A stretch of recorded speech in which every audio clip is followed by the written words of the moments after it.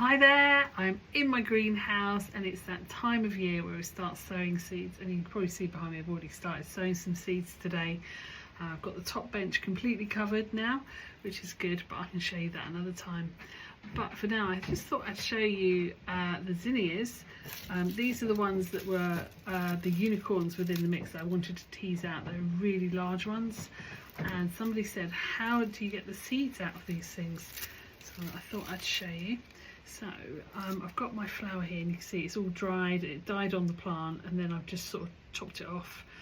And now what I'm going to do is I'm going to rescue the seeds and hope that next year that these will come true to those big blooms that I was showing you earlier in the year. So sorry, I've got some Timu glasses here, and always the way, they're enormous. They look like bloody Deirdre Barlow, the wrong size. So anyway, but they're all good for seeing anyway. So here I just pulled out some of the petals from the flower. Can you see there? That is a seed that is actually attached to the petal of the flower. So in there is a seed that I might try and sow next year. So I'm just having a little feel. Now this one feels kind of flat, so I'm kind of looking for one that's a little bit fatter, that has an embryo inside of it. So I'm just going to pull apart. If I do that, see there, if I pull those up, you see all those seeds suddenly flicking up. Look at that lot. So all of that is seeds. So I thought I'd do you a super close up so you can actually see what I'm looking at. Can you see how this seed is a bit fatter here? See that? So that's been pollinated and it's nice and fat and ripe.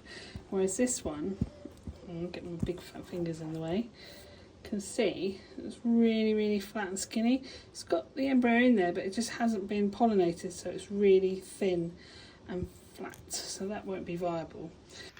So there's a little point here, so you can obviously get seeds from the petals like that. You can get seeds from there, but you can also, if you've got like the coney ones, and there's cones within side of here, if I took all these off there'd be a cone inside there. There's actually seeds within the cone as well. So hang on, I'm just going to pull this one apart for you so you can see there's the first set of seeds here, and that's from the petals. And then just take a lot of those out. That's loads. Lucky me. And then if I start looking, sorry, big glasses go back on again. Start pulling this apart. If I pull it apart your way, can you see inside there? There are seeds inside there too. But you need to go through the seeds because you'll end up with a mixture of those flatty ones I did the close-up of and some of the fat juicy ones as well. So you just need to sit down, get yourself a cup of tea, put some nice music on, and just go through and pull all the fatties out. And then that way you can have lots of zinnia seeds for next year. And of course you have to remember, if they're outside, the bees will be jumping from flower to flower. So if you've got loads of different colour ones all next to each other, then they won't come true to like one that's been kept all by itself. So just you'll get variations, and that's what makes it really good fun. So if you've grown some zinnias, why don't you go and have a little poke about and see what you can save too. And I will see you again soon, and I will be showing you what I'm up to in my greenhouse because it's time to sow some flowers for next year. See you, bye.